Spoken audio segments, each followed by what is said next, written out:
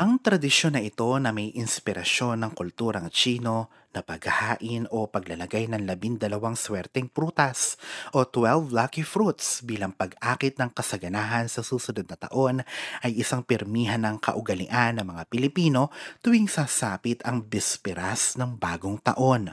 Narito ang top 12 na prutas na dapat ay mayroon ka sa pagsalubong sa bagong taon. Una, pineapple o pinya. Pangalawa, orange o kahel. Pangatlo, apple o mansanas. Pang-apat, grapes o ubas. Panglima, banana o saging. Pang-anima, mango o mangga. Pangpito, lemon. Pangwalo, watermelon o pakwan. Pangsyam, papaya. Pangsampu, lychee. Pang-11, avocado.